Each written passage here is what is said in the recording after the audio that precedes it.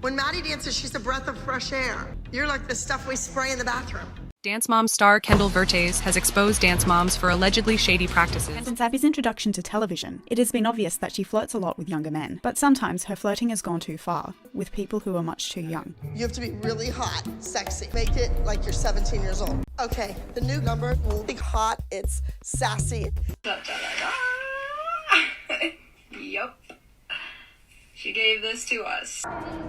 No, you're not gonna run in there and cry boo-hoo-hoo, I've had it. As documented by several people, Dan certainly had a trend with the kids he would work with. He'd pick one person out, he'd tell them they were going to be a star with his help, and then he'd love bomb them with praise. Until time passed, he would become more passive about his investment in them, and then he would inevitably pick out a new kid to be his next starlet. In my personal opinion, there are way too many similarities between Dan Schneider from Nickelodeon, the quiet on-set predator, and Abby Lee Miller from Dance Moms. In the glamorous world of entertainment, fame often comes at a price. But what happens when the cost is the well-being of young talents, their innocence sacrificed on the altar of success? Abby Lee Miller, the formidable dance coach from Dance Moms, ruled her studio with an iron fist. Her sharp tongue and relentless pursuit of perfection became synonymous with the show's success. But lurking beneath the glitter and glamour was a darker reality. And then there's Dan Schneider, the mastermind behind some of Nickelodeon's most beloved shows. Behind the scenes, whispers of misconduct and mistreatment swirled, leaving a trail of shattered childhoods and unanswered questions. In this YouTube miniseries, we peel back the layers of power in entertainment, exposing the dangerous parallels between Abby Lee Miller's treatment of the Dance Moms girls and the allegations surrounding Dan Schneider and the treatment of his casts on Nickelodeon. Join us as we delve into the murky depths of fame and the price paid by those who dare to chase their dreams in the spotlight. So in today's video, we are going to be taking a look at those similarities and having a conversation around them because I feel like Abby Lee Miller just has way too many predatory behaviors slide underneath the bus. The intention of this video is not to say that Abby Lee Miller just simply got away with all of these things, but to point out that there are very many power imbalances and dangerous similarities between her and Dan Schneider that are simply being overlooked. Let's hop into it. In today's video, I'm going to be referencing a video called We Don't Talk About Dan Schneider that was created by the YouTube creator Quentin Review. I am going to talk about Dan Schneider, the collapsing star that is Dan Schneider. I'm not referencing this video to be biased. I'm referencing this video because I feel as if the journalism done in this video is incredibly concise and that he did a great job at having integrity in his journalism and that he intentionally made a point to only cover facts and to not have journalism where you kind of fill in the blanks. I will only be discussing claims and allegations which have an actual source. Things that are on the record, that have been said in interviews, in articles, in books, in documentaries. If it comes from an anonymous source giving tips to a TikTok creator or some forum post on a shady website, no. I'm sorry, but no, absolutely not. And people sometimes accuse me of defending Dan Schneider. And they say to me, hey, this is a bad guy. This is an awful guy.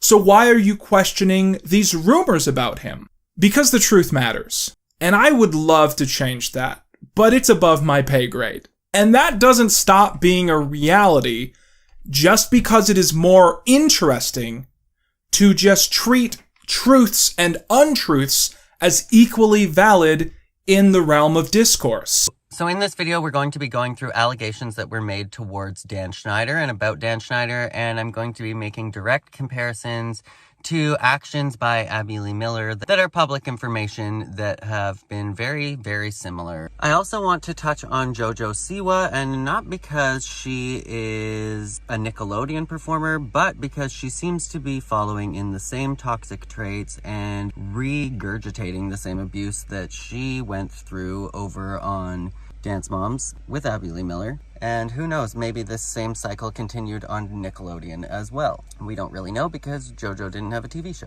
If someone insists that they did not experience abuse on these sets or with any of these people, I'm not going to call them liars. I'm not going to accuse them of having Stockholm Syndrome. And I'm not going to put them on blast for that. Do you guys ever talk to Gianna? No, Gianna's not nice. I never like to comment on things or get involved in things that don't involve me, but this, I just have to say, this just came up on my For You page, and that is absolutely the most disgusting and ignorant thing that I have heard anybody say. First of all, Gia is one of the sweetest people in the whole world, and second of all, she works so hard every single week for so many people, including Chloe. She had one of the most stressful jobs on the show. She was in charge of choreographing every single number. Now, yes, of course, everyone has their moments, and everyone isn't nice 24/7, including you, Christy. But the thing is you don't need to say that somebody is not a nice person. I'm sure you're a very nice person, even though the experience that I've had with you, you were not nice to me. You actually made a very rude comment to me, but it may have just been a moment. You don't need to say that people are not nice people. I would never say that you're not a nice person just because our moment you were rude to me. It's just not what you do. So Dan Schneider is a creator and I guess you could say former actor that is responsible for quite literally an entire empire of children's entertainment that would have spanned like the entire millennial generation and further. When it comes to shows where Dan Schneider acted as a proper showrunner, he is most associated with 9 programs. All That, The Amanda Show, Drake and Josh, Zoe 101, iCarly, Victorious, Sam and Cat, Henry Danger, and Game Shakers. This represents well over 2 decades of children's content. Similar to how Abby Lee Miller was trying to create an empire with Abby Lee's Studio Rescue, Abby's Ultimate Dance Competition, Dance Moms, Abby Lee Dance With Me, Madhouse, etc. The difference being Dan Schneider's shows were at the very loosest sketch comedy, but in general they were scripted television shows. But what's so wrong with idolizing somebody for their career and for their success, you may ask? And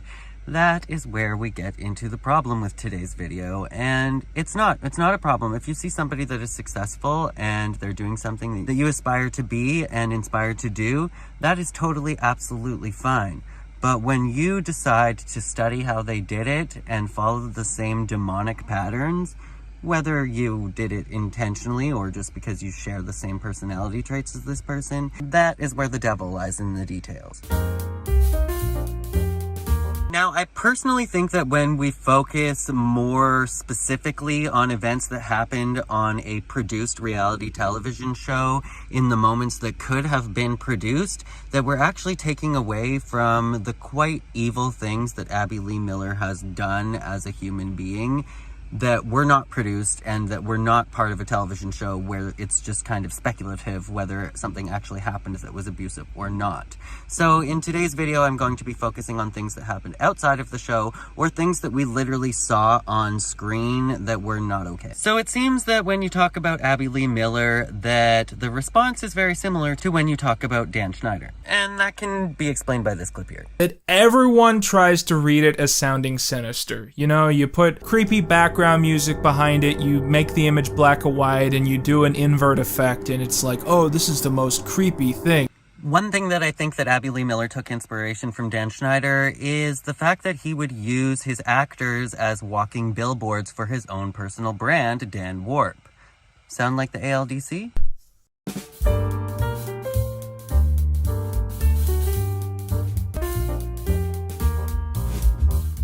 Dan Warp is Schneider's official blog and social media brand. Here, he would post behind-the-scenes information and personal stories. Specifically during the era of iCarly and Victorious, Dan had begun the practice of hiding Easter eggs referencing his own brand, under the guise that this would inspire viewers to follow him online. His handle was added to the logo of Schneider's Bakery, and iCarly characters would be seen wearing such shirts as Dan Warp Tweets and Follow Dan Warp. And how is this just like Abby Lee Miller? With the ALDC jackets, the ALDC merch, selling the ALDC merch at every single meet and greet. The new ALDC jackets that would be introduced while they were on the show. The fact that all of the merchandise sales were exclusive to Abby Lee Miller and were not related to the Dance Moms show itself, and that was her own income stream. The fact that Kendall herself had to say, I love Abby. She's my music manager, but it's not like she owns me. I'm not like her product. I'm a person, I'm a human. That they are people, not products. This is a child that is making that remark. Do you notice that? But the issue is grander than just Schneider promoting himself. I think the bigger conversation is about Nickelodeon promoting Schneider. Growing up, it was not uncommon for Nickelodeon to broadcast segments illustrating Schneider as the genius who single-handedly created a media empire and shared universe. And I think that the same thing needs to be said about Abby Lee Miller with Lifetime, which is a subsidiary of Disney, is why on earth were they okay with this? Were the producers okay with this? And why wouldn't they do this? Thanks to Schneider, they were making millions off of several iconic franchises, not to mention the international Nickelodeon stars that were created because of his work. Because we can blame it on Abby, a lot of behaviors and a lot of other stuff gets shifted onto the producers or the moms for having their kids there, but why on earth was Disney and Lifetime okay with this behavior? More specifically, why did they encourage it? It's important that we talk about the actual specifics of what has been said and piece by piece. So first of all, we need to discuss the disastrous work culture on these shows. When you were hired on a Dan Schneider production, there was an expectation that you work long hours and you be available 24/7 if anything were to come up. Does it sound similar to how they made the ALDC girls exploitative cash cows for Lifetime? Sound similar? Or how they made Maddie Ziegler the front runner of the show and made millions off of them while they made literally pennies to actually be on the show? Kendall claims they were working 60 hours a week and yet only paid $250 for the week. And my mom and I split a contract of $500 a week. But let's get back to the real topic of this video, which was the similarities between Abby Lee Miller and Dan Schneider, and why I feel like she literally is following this man or intentionally trying to follow this man's career footsteps one by one. One step at a time. Jordan Sparks reference. The average weekday work session could go from 13 to 20 hours, and most weekends were spent at Dan's house trying to workshop ideas. Now, does that sound exactly like Abby Lee Miller? You dance every single day of the week, you go to school, you come to the dance studio, you stay there, you sometimes as a small child don't get home until past midnight, you wake up, you repeat it again, on weekends you're going to competitions. Any kind of holidays or any breaks from school, you're expected to be taking booty camps at the studio. If there was a class, Nia was there. If there was booty camp, Nia was there. If there was a private to be had, Nia wanted it. You are penalized and punished if you don't. Nia. Seeing Nia's face on the bottom row, and I'm thinking, that has to be a mistake. If you ever take a break off, you are the problem. Can't get a ride? Come to dance class? We missed one day because we were in New York for Fashion Week. She has been here every single day that we've had class. Now this part is exactly textbook Abby Lee Miller. It is textbook narcissist behavior. As documented by several people, Dan certainly had a trend with the kids he would work with. He'd pick one person out, he'd tell them they were going to be a star with his help, and then he'd love bomb them with praise. Until time passed, he would become more passive about his investment in them, and then he would inevitably pick out a new kid to be his next starlet. Love bombing and picking out a new narcissistic supply, picking out their new golden child. However you may want to put it, it's all the same behavior. And we saw this time and time and time again with Abby Lee Miller. She started out with Brooke Hyland before we even saw the show. I'm sure that she did this to numerous other students before she ever had a television show. Then she did this with Maddie Ziegler. She pitted all of the kids on the show against Maddie Ziegler, always comparing them, mentally torturing them, emotionally abusing them. She did it specifically to Maddie's sister, Mackenzie. Solos. Maddie and Mackenzie will be competing against each other. Mackenzie, you are doing one of Maddie's old solos. When Maddie dances, she's a breath of fresh air. You're like the stuff we spray in the bathroom. Then she discards Maddie Ziegler, the narcissistic discard. This is also a classic narcissistic move, as documented by psychiatrists and psychologists studying narcissism. And she discards Maddie Ziegler. She replaces her with Sophia Lucia. First it was Maddie, now it's Sophia. She treats Maddie the same way that she treated all of the other kids, comparing everybody to Sophia Lucia, putting Sophia on a pedestal and love bombing her and making all of the other kids lament and wish that they could be Sophia. Chloe's worked her butt off for Abby, and she won a national title. And now Abby's gonna replace her with some girl off the street. Miss Abby kept saying how much better Sophia was than all of us. Sophia, outstanding. Chloe, hot mess. What are we doing to our kids? Then she replaced her with Kalani. Then she replaced her with Bryn. She did this over and over and over and over. Are we seeing a pattern? Arthur Granstein, a writer on Drake and Josh, iCarly, and Victorious, made this claim to the New York Times in 2021. I will always be grateful to Dan for taking a chance on me as a rash young writer fresh out of college, and for all I learned over the next 6 years. Much of my experience with him was a blast. He could be generous and validating, and it was exciting to be around his talent and passion for creating entertainment. But he was also unreasonably demanding, controlling, belittling, and vindictive, with a willful disregard for boundaries or workplace appropriateness. This sounds very, very similar to remarks that have been made by Kalani Hilliker, who was on Abby's Ultimate Dance Competition and then later seen on Dance Moms and currently working with Abby Lee Miller on a dance workshop. She has said very similar things where she experienced all of this trauma and abuse on set, but she also credits and thanks Abby for giving her a career that she would have never had otherwise. So she feels an innate sense of guilt to repay her. Power balance between a child and an adult is so striking already. Your kids are lazy fucks! Say that he was trying to push them towards greatness, but there's also another side. Yeah. She's been getting growth hormone shots every day. You couldn't gain or lose 5 to 10 pounds. That you add that it's an employment situation. These are 8 to 15-year-olds, and they are often responsible for the entire economic success of their families. What are they going to do if they get in trouble? What if all of this goes away because they complain? Does that make sense now? Is it better? And now you should be worried if saying something offended us. Let's go.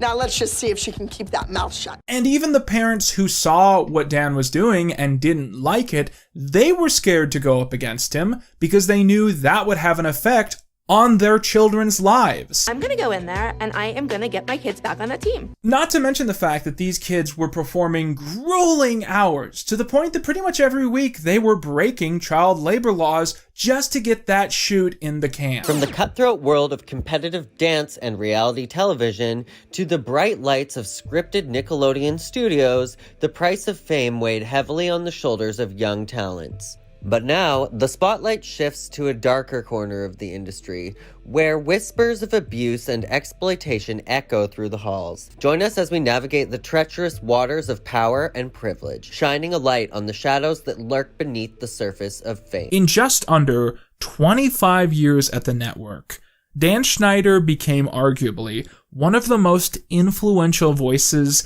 in children's entertainment. When it comes to shows where Dan Schneider acted as a proper showrunner, he is most associated with 9 programs. All That, The Amanda Show, Drake and Josh, Zoe 101, iCarly, Victorious, Sam and Cat, Henry Danger, and Game Shakers. This represents well over 2 decades of children's content. Similar to how Abby Lee Miller was trying to create an empire with Abby Lee's Studio Rescue, Abby's Ultimate Dance Competition, Dance Moms, Abby Lee Dance With Me, Madhouse. In today's video, I'm going to be referencing a video called We Don't Talk About Dan Schneider that was created by the YouTube creator Quentin Review. Now, I would like to make it abundantly clear as we get into this video that I am not saying that Abby Lee Miller is a sex offender, nor am I saying that that is true of Dan Schneider.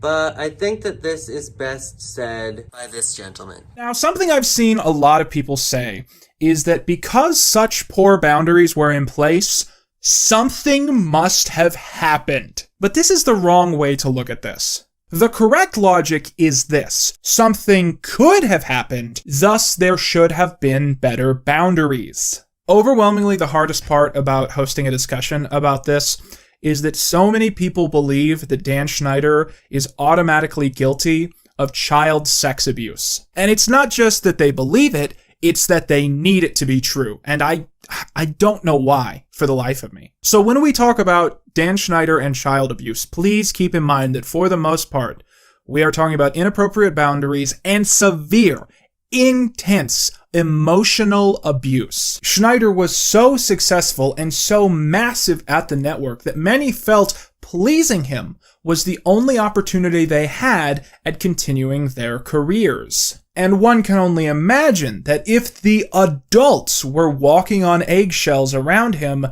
the kids must have been feeling about the same. Now, I feel like it's super important to discuss this particular dynamic because whenever we talk about the moms on Dance Moms, people give them so much flack for putting their kids in that situation. And I think it's important to discuss how this dynamic affects people because these moms were all just trying to do right by their children and get them a career started. Some of us, this was our first job. In the moments to myself, you would just be thinking like, hey, this is what we got to do to be on the show, to stay in the cast and stay in the good graces of the people that were higher up. This is the hardest thing for me because my kids want to dance and I don't know how long I can hold off. Because of Abby Lee Miller's personality, all of the moms are tiptoeing around on eggshells. Then all of the children do the same thing. They're all being taught that everybody just needs to be quiet and obey the queen in the room and everything will be great and everybody will be promised fame and success. Part of that was his relationship with Dan Schneider. They carefully crafted Amanda's career. It was enviable for a lot of the cast members. I thought we would go to lunch together and talk about her career. What else do you want to do? You just keep winning everything. I want to be on Broadway. She has it all. She has what it takes. What about like here? We're in LA. Like, you don't think you could be in a movie? And I'm not trying to excuse the mom's behavior because as many of us have seen, the moms did bring their kids to this studio in the first place. They did bring them to this situation in the first place, so they have to be taking some accountability. Oh, showing off your sexy little bod. Maddie's shy around boys, and now she has to kiss Gino. I know she can do it. Oh, Kendall will kiss him. Just saying. But I don't think that that means that we should overlook the power dynamic that is at play when somebody can grant you an entirely brand new future. And even the parents who saw what Dan was doing and didn't like it, they were scared to go up against him because they knew that would have an effect on their children's lives. You took Maddie and put her on the same level as the rest of those kids. We didn't.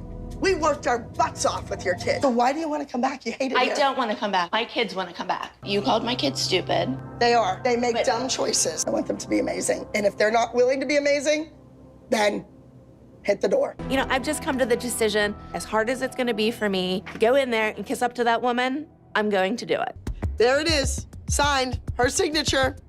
Now let's just see if she can keep that mouth shut. The cast members on All That and The Amanda Show were little kids, 12 to 14 years old for the most part. And they were spending those important developmental years worrying about financially supporting their families and continuing their careers after they stopped being cute little angels. Sound familiar? Sounds similar to Abby Lee Miller trying to make the girls in her group look tiny and young as long as possible. Always dressing up the girls in pigtails to make them look several years younger, talking about how people that look younger are going to be more appealing to Hollywood executives and producers. The idea of trying to overload yourself with work to maximize the profit you can make off of your own youthfulness, it is a very unhealthy idea for a little kid trying to figure things out. Lily's really the only person that is tiny enough to fit inside a hanger. Being little's cute, but for us, it's more of like a serious thing.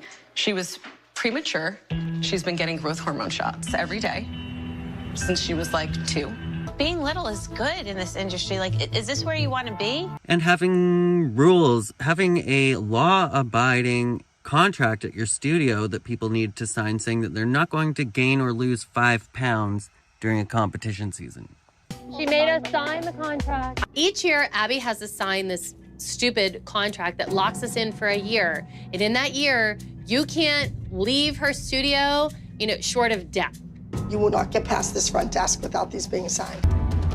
Here's your contract. Cast members revealing that the ALDC studio contracts were extremely controlling. If you guys had seen the contract, you'd die. During season 3, episode 3 of Dance Moms, we see Kelly holding an ALDC contract. By flipping the image and increasing the contrast, we can see that dancers had to agree to the following rules. There was even a clause saying that the girls weren't allowed to gain or lose 10 pounds during a competition season. To be a part of her studio, you had to sign a contract. A few of the main reasons my mom wouldn't sign was because it said stuff like you couldn't gain or lose 5 to 10 pounds. And if there was something in the material that these kids didn't like that made them uncomfortable, they weren't going to go up against Schneider.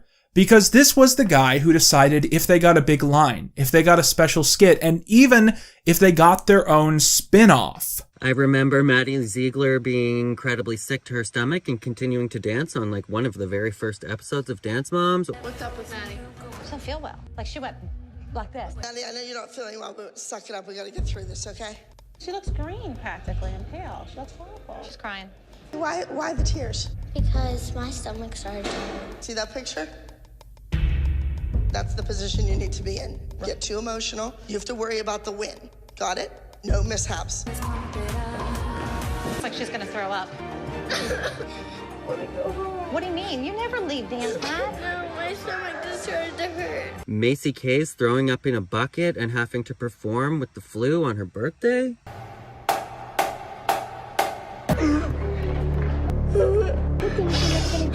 I'm sick and I couldn't focus. And I didn't know what to do. It's okay. I just want my mom. It's just the worst birthday ever and I can't do anything. To me, this seems so similar to Maddie Ziegler having to have her first kiss on television with somebody that she didn't want to because she is being forced to by the head runner of the show. We also have a duet. That girl has got to be kissed. Maddie will be doing a musical theater routine with Gino. Right there. You gotta kiss him. I shouldn't have my first kiss like this, and especially in a dance. And if Maddie wants to be a star, she has to own this role. Come on, this is it. We gotta get out of this room. It's just horrible. Maddie, just kiss him.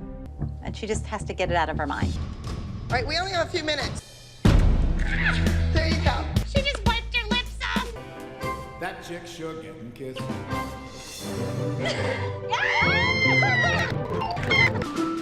Kiss on the lips? No, I had to. It's in the dance. Kissing Gino in the studio is not what I envisioned for my first kiss. If it was Zac Efron, I would kiss him.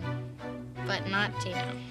That chick sure getting kissed. Ew, I don't like him that way. Maddie was a pro. And, this happened on Nickelodeon too. Under the production of Dan Schneider. Ali D'Amico says Nickelodeon made her kiss a 30-year-old man at 14 years old. And for those who are unaware, Ali D'Amico starred in the Naked Brothers Band, which aired on Nickelodeon from 2007 to 2009. During the third season, D'Amico's character, who is a teenager in the show, has a romance with Michelle, played by Jake Herzog. In the episode Naked Idol, Herzog kisses D'Amico in front of the main character, which stirs up some drama.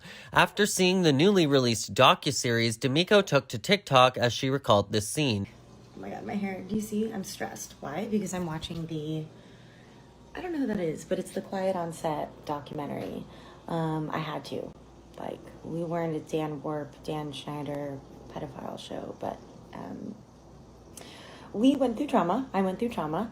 Particularly, I had to stop. I don't know who that is. I have to rewind and see because my mind's been wandering to this one multiple times, but and actually multiple episodes, but there was an episode where Rosalina cheated on Nat and kind of kissed a French guy, or she didn't cheat, but it was a scripted show, and a lot of kids thought that it was a documentary in real life, and people, particularly girls, wanted to fight me in real life. I didn't have fans because they thought it was real life, and that I kissed this greasy ass, dusty ass dwarf. I'm sorry to this man, but I did not want to kiss him. Also, guys, I'm 4'11", He's a 30-year-old man. I'm sorry, I couldn't even watch it. It gave me fucking the ick. I couldn't. And it honestly gives me PTSD. I'm watching this Quiet on Set documentary, and it's talking about how integral and vital it is to create, especially when it's like a kids cast, to create an environment where kids feel comfortable to say no, or I don't feel comfortable with this. And then I'm like, yeah, maybe they do express that, though. It's also more important to create an environment that listens to the kids and actually does not make them do things when they don't want to do them, because they made me kiss this 30-plus-year-old man when I was like, 14, 15.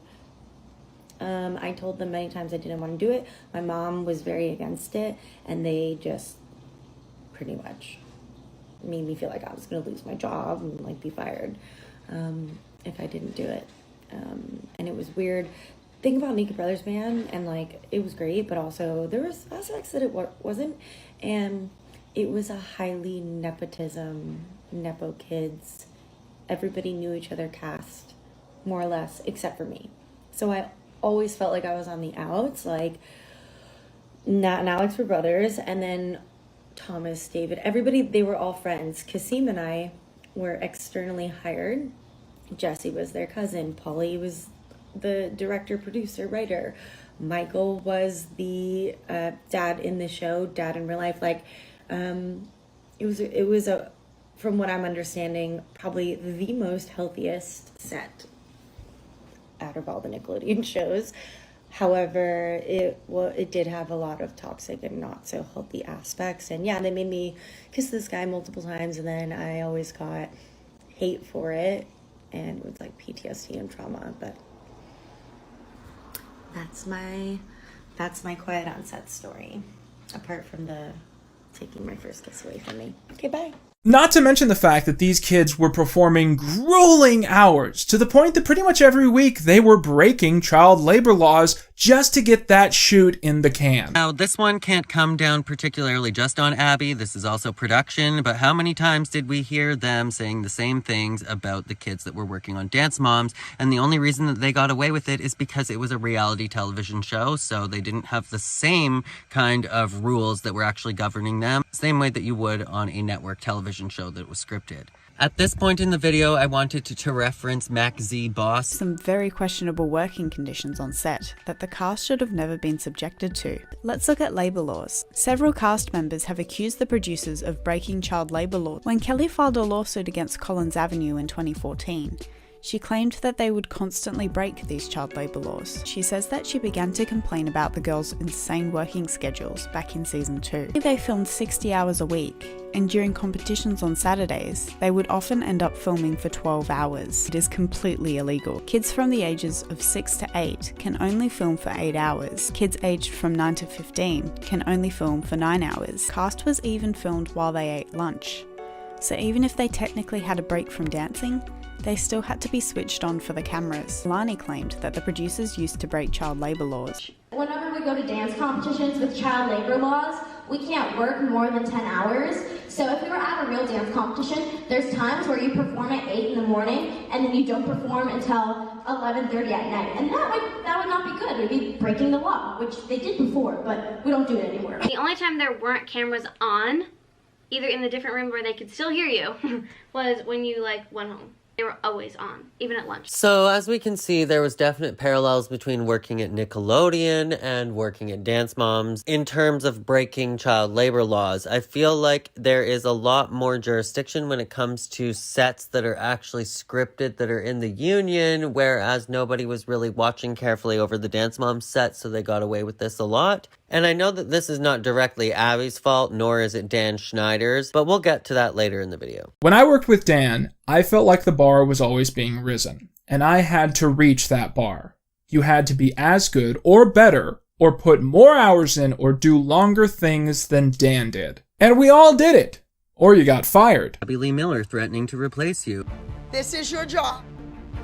I have 4 kids standing in the hall right now that I looked at on stage that could take any one of your places. telling you that it's hard to get to the top of the pyramid, it's even harder to stay there, telling you that you need to put in more hours, guilt-tripping and manipulating and gaslighting you if you don't get first place. You were second. And what is second? First to lose. Second? Are you serious? You were this close, and you blew it. Someone special, Maddie. She's second. How is she second? I look up and the spacing is off. I'm like, oh, geez, Abby's gonna freak out on the girls. Second place. Trio coming in second place means they lost. Remember, second place is the first loser on stage. I wasn't happy with how you did. You at least gotta give some positive to those kids. You made my daughter cry. And she didn't remember the number. So do you enjoy, like, clapping really loud when somebody beats Kalani? Abby said, may the best team win, and obviously we didn't win. These kids deserve better. You're wasting my time and I'm not getting paid to stand down here and argue with you. I would be editing from 8 a.m. to midnight. You didn't eat, you didn't go to the bathroom. One day, I keeled over, and I ended up having to go to the hospital. And as I'm leaving and curled over, I could hear someone say, "How is the show going to get finished?" Literally me creating this video all week. The third element we need to talk about is the proximity that Schneider had to many of his child stars. In the documentary Quiet on Set, various people from The Amanda Show recall how extremely close Schneider and Amanda were. She'd often be so close to him that they'd be borderline cuddling, and it wasn't uncommon for Schneider to receive back rubs from Amanda Bynes. Now, I think that you could say that this is arguably the most important part of the video and why I made this video, because the list of inappropriate behaviors from Abby Lee Miller that are so mirroring to this behavior by Dan Schneider is way too long to ignore. And so that's what we're going to be focusing on this segment of the video. From Abby Lee Miller giving highly inappropriate sexual gifts to small children, to Abby Lee Miller kissing her students, cuddling her students, making them give her foot rubs. It was all incredibly inappropriate, and we watched this happen on our own televisions, and we were all cringing and uncomfortable just watching it. This tendency for him to physically touch his child stars is present in several very infamous photos. Now, I get a lot of people that are highly critical of me criticizing Abby Lee Miller, saying that, yes, although she was awful to those kids sometimes, that to draw a comparison between her and Dan Schneider's behavior is just absolutely crossing a line. And that is quite literally why I made this video,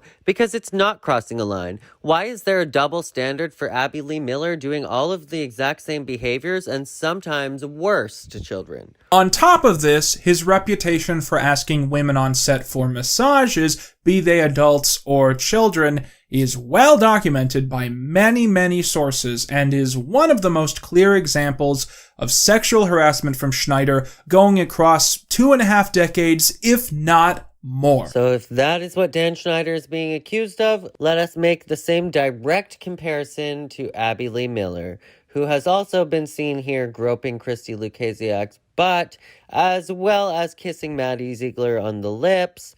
Mackenzie and I spent a lot of time together. We're buddies, right, babe? You made her massage.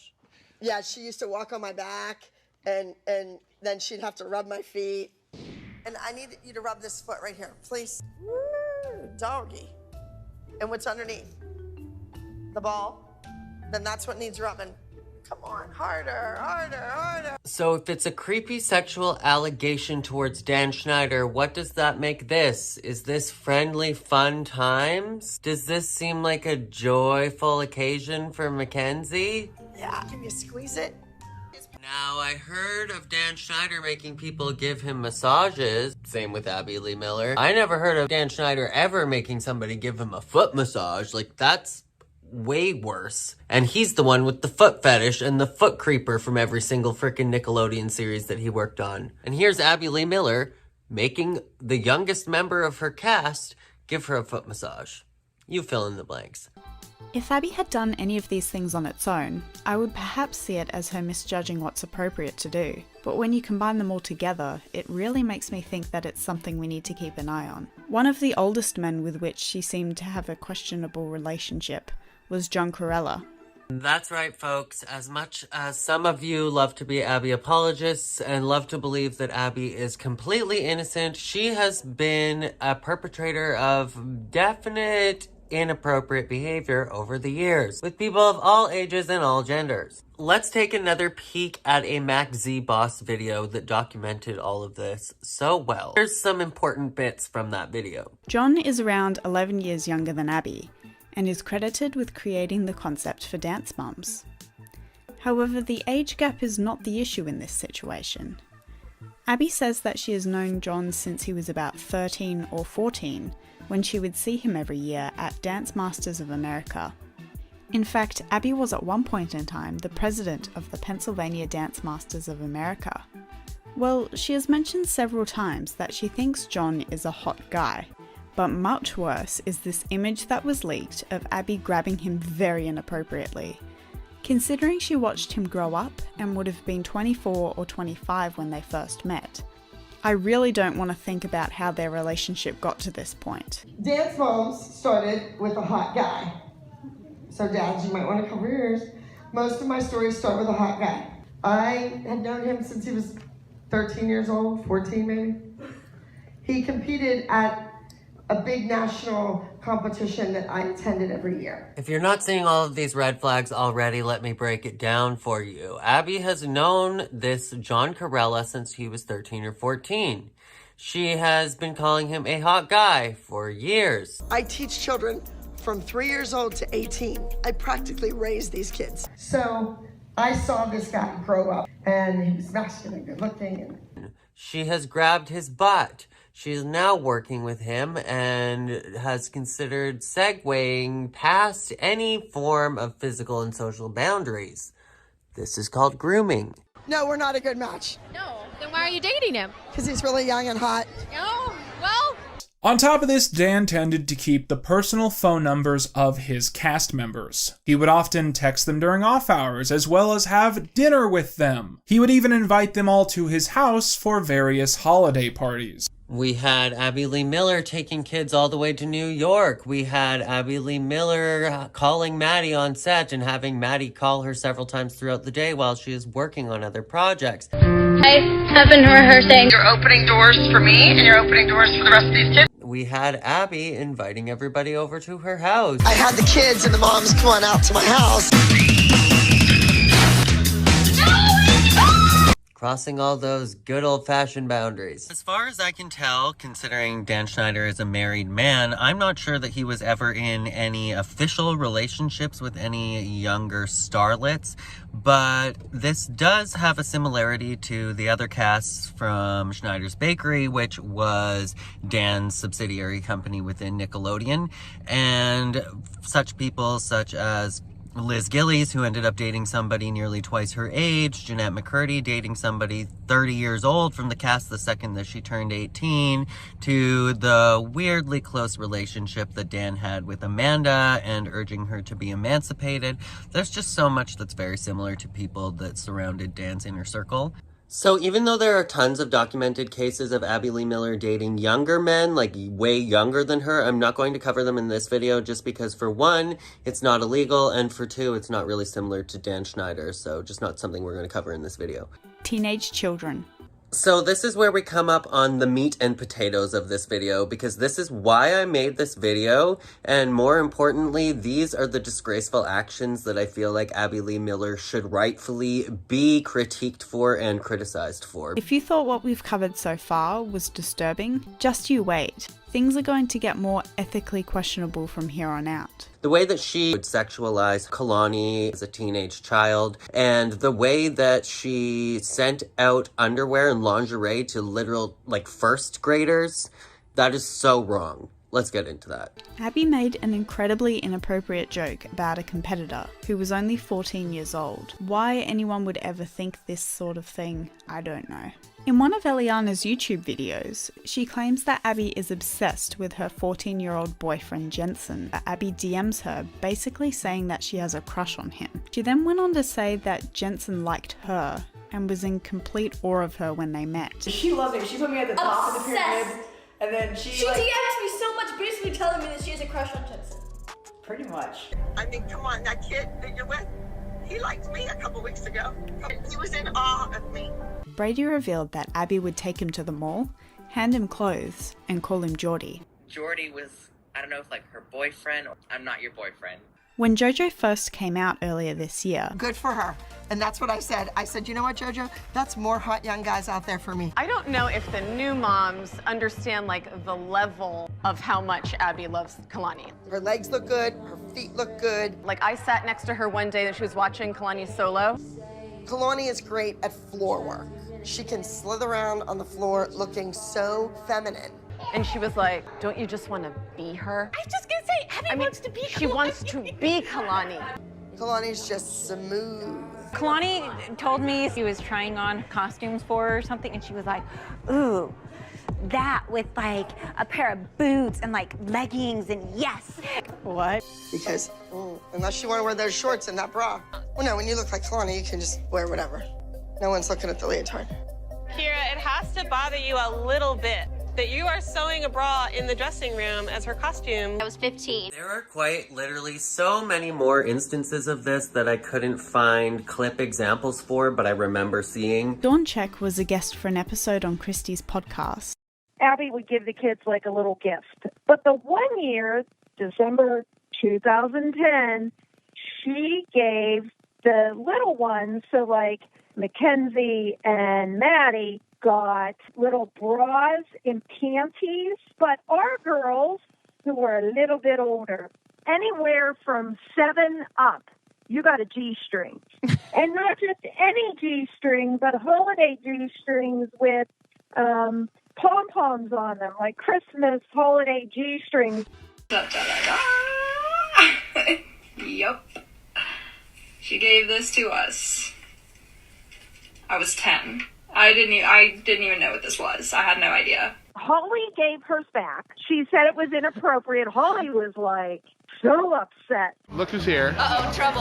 McCurdy. Hello. Hello. In her book, I'm Glad My Mom Died, Jeanette McCurdy gives extensive descriptions of how the creator was on set. For this next segment, I feel like I don't even need to say anything. I can just show you the clips, and if you've even watched 5 seconds of Dance Moms, you know. According to McCurdy, if an actor got a line wrong or messed up a take, it wasn't uncommon for Schneider to go into a fit of rage, screaming in the child's face, even when we're talking about actors as young as 6 years old. Because I think you're ridiculous! How many people are sitting on a yoga ball every morning? Get off your butt, walk over to Ross, and buy a ball! That's your fault. All of you. There would be times where Amanda would just be missing. And a lot of times we would just hear that she would be with Dan, pitching ideas and writing. We've seen them grow closer to each other on set. The incident where Abby kissed a child on television without consent. While both the mums and fans laughed it off as a funny joke at the time, it seems really creepy in retrospect. Abby was a teacher who wielded a lot of power over Maddie's life and career at the time.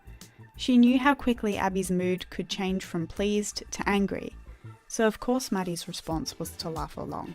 All That cast member Angelique Bates recalled to Business Insider a similar story about Schneider yelling at her after she messed up a sketch. This caused her to run off the set crying. Dan was like a tornado. He'd come in and like, whew, and you'd be like, wow, okay, what just happened? You got picked to do a solo to go up against Maddie. That's 2 grown-ups against 1 child. No, you're not gonna run in there and cry boo-hoo-hoo. I've had it. She's yelling at me. I know, take a deep breath. Honey, we hear her yelling at you. Oh my God, are you kidding? This is you realizing that your kid is not picking up fast enough. We see up there is 2 grown-ups screaming at 1 kid. What goes on in here is 2 grown-ups trying to battle your kid to get her to dance. You're done, go. Kendall is tired, overworked. She knows nothing she can do is gonna be good enough. You know! Kendall, you're finished for today. You know what? You're done. The people that were in here dancing are 1,000 times better than you. What's wrong? He kept yelling at me. Done. You're finished. Next. Who's solo? The set would not feel the same when he would leave because everyone was on their toes, scared. One of the most infamous examples of this was on the set of Zoey 101, as later recalled by Alexa Nicholas. The main star of the show, Jamie Lynn Spears, was a former All That cast member and the sister of pop star Britney Spears. So one day on the Zoey 101 set, Alexa is minding her own business when who appears around a corner out of nowhere but Britney Spears. Britney has been debriefed by Jamie Lynn about all the on-set drama, and she has decided to put up a fight for her sister. And so she goes up to Alexa and she starts screaming in her face until Alexa is sobbing and crying, curled up in a fetal position on the ground. So sometime later, Alexa is summoned to a chamber of executives. Her mother isn't there, but who is there is Dan Schneider. And Dan allegedly begins screaming in her face about what happened. And he yells specifically, the show's called Zoey 101, not Nicole 101. His stance is that Alexa is disposable, the show doesn't need her, and because of that, she is in the wrong for any incidents that happen on set. After this, she tells her mother she wants to quit, and Nickelodeon lets her out of her contract. Now, we've seen Abby Lee Miller scream at every single child that's been on this show. We've seen Abby Lee Miller say herself that they would not have any of these opportunities if it wasn't for Maddie. That Maddie is the reason why they get all of these opportunities, and it is the Maddie show. We've seen her hurl countless insults at countless mothers and daughters until they left the show as well. Here, Schneider might have been a little frustrated about how he was still stuck in the realm of kids' TV when he kind of wanted to make adult shows, and Victorious was kind of a way for him to experiment and push that envelope. And that especially seems true when it came to the way that he sexualized the women on that show. I think one of the most obvious examples of this is the season 1 episode where they get stuck in the RV and they're just locked in this RV during a heat wave and they're just lounging around in, bikinis, getting all sweaty. Now, the exact same thing could be said about Abby Lee Miller, again, with Dance Moms, and this goes even deeper, but we have the fantastic number where she had the kids wearing nude-colored costumes on stage, emulating naked dancers, like fan dancers from Vegas. We had the electricity number. There was many other inappropriate things that happened on this show regarding the kids. She was always telling them to dance sexy, saying that they looked sexy as a group. Like 9-year-olds, 6-year-olds, 7-year-olds. Like, what is going on in your mind? Did you run that thought through your brain before you said it? You have to be really hot, sexy. Make it like you're 17 years old. Okay, the new number will be hot, it's sassy. Kids are dressed so skimpy and we're so hot and dynamic on stage that I wanted to do something similar. Now let's keep in mind that the oldest child in the room right there, the oldest kid on that dance cast is 14. The oldest. I don't care what anybody says. It's my studio, it's my company. More butt, it's all about the butt. Where's the rest of her costume? I think it's too sexy. I absolutely think it's too sexy. Can we not use the word sexy? Can we just say skimpy? It's still too much for their age. The costume is completely age inappropriate. The gestures and the movement in the dance is unacceptable. I'm trying to be supportive of my child. I want her to do well. I want her to perform to the best of her ability on stage. I'm conflicted. I think it's going to be a clean sweep. I think it's fabulous. She would sell her kid. She would sell Tom, Dick, or Harry on the street corner if she thought it would get her face on television. I've had a lot of people try to pitch to me ways where you could read Dan Schneider's actions in this situation as like secretly malicious, like it was an example of his misogyny or his special treatment of his special stars. But the thing is, I think it's kind of a strange ordeal to want to believe that every single action Dan ever made in his entire life was secretly evil, because I think the narrative you spin when you go down that path is that if Dan Schneider ever did anything good or nice or justifiable,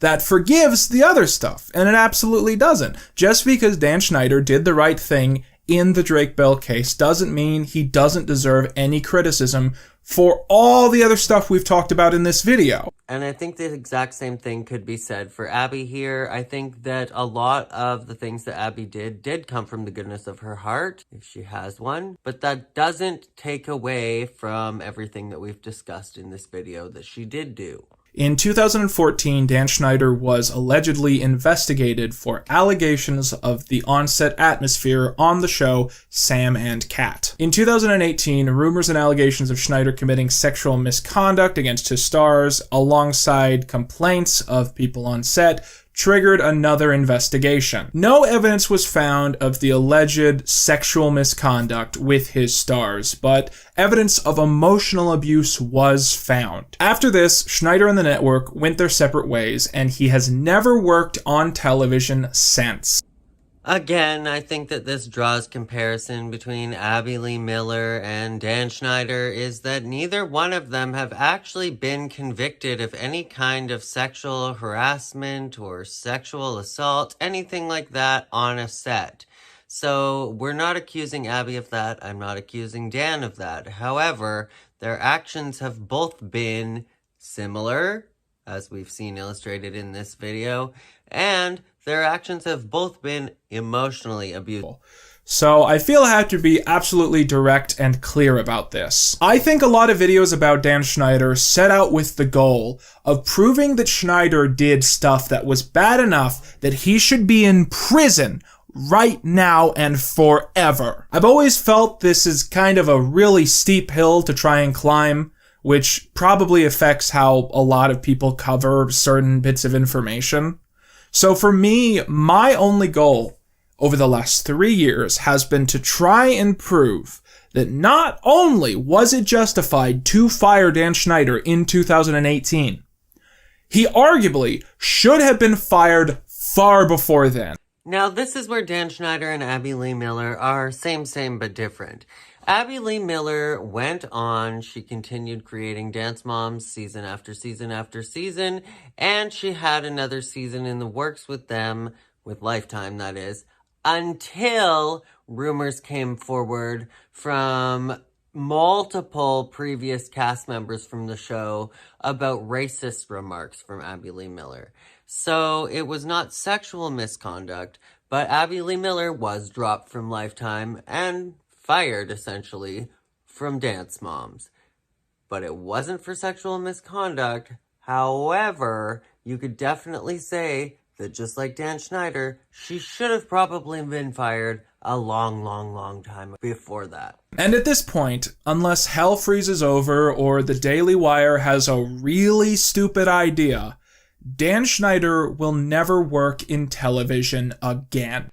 As for Abby, no major network television is ever going to pick up this lady ever again. However, Brandon Television has, and she's continuing to self-produce her projects. Dan Schneider, the fall guy.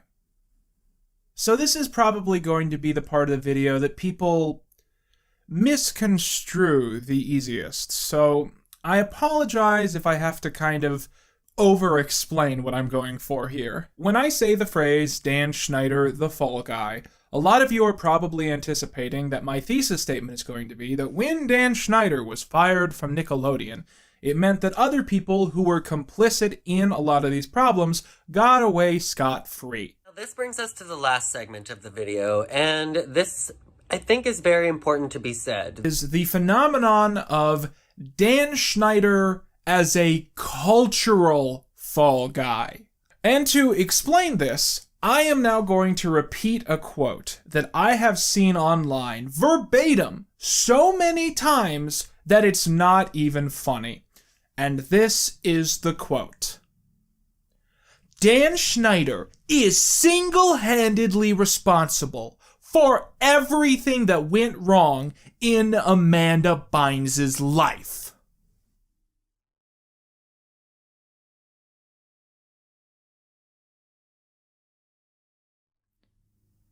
Is he though? Or is it just an easier conversation if we blame one semi-retired guy for everything instead of talking about the cultural system that consistently trades in the mental health of children for millions of dollars? I don't think that Abby Lee Miller is at fault for everything that I've mentioned in this video.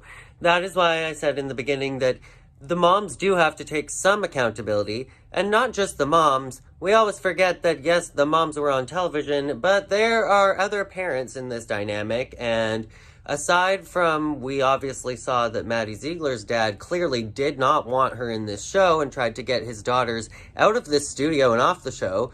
Round of applause to him. Nobody else wanted that. We didn't see that from any other fathers that I can recall on the show. However, we also talked about the producers briefly, and I think that the producers were one of the major problems, especially because they financially backed Abby and decided that this behavior that they saw from Abby Lee Miller was something that they wanted to pour so much money and an entire production team and a network television series to back it. And on that topic, one of the most haunting similarities that I see between Dan Schneider and the production team of Dance Moms is the two females for one salary, a mom and a kid, or in Nickelodeon's case, two writers.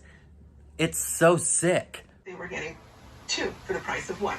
They were going to hire two women and have them share a salary.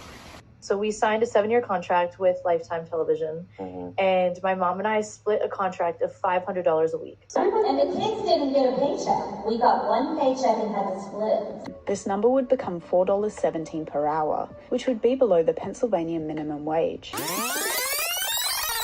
As the final curtain falls, we've journeyed through the murky depths of power and privilege in the entertainment industry. From the ruthless world of competitive dance to the glitzy stages of Nickelodeon, we've confronted uncomfortable truths and unsettling parallels between both Abby Lee Miller and Jill.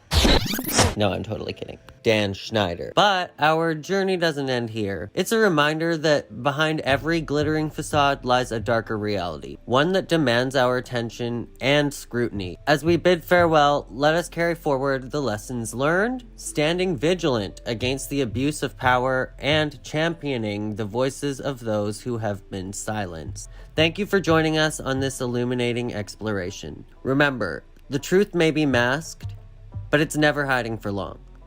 Stay vigilant, stay informed, and continue to question the narratives that shape our world. Now, I know today's video was a lot more of a serious topic than we typically cover here on my YouTube channel, but please let me know what you guys thought of everything that we discussed in the video and what you felt about the creepy, to say the least, parallels between Dan Schneider and Abby Lee Miller's actions. Let me know. A match made in hell. Now, quickly before we go, if you enjoy this longer format, documentary style, video essay style content, I would love your support in creating more videos like this. I do have a Patreon. I only have 3 patrons, but thank you to my patrons who I will include on screen right now. But if you would like to support me in creating more of these documentaries, I will leave my Patreon linked. I have been working on this video for probably 50 hours. It took me all week putting it together. So these longer videos, they will take me a lot longer to do. But if there are people that do want to support these videos, I would love to create more of them. And potentially a new one coming soon on Amanda Bynes. So stay tuned for that. Also, thank you to you guys for supporting my channel. We have hit 70,000 subscribers here on my channel, which is absolutely wild. So thank you to every single one of you guys that views the videos on my channel. You guys mean the absolute most to me, and you are the reason that makes making these videos possible.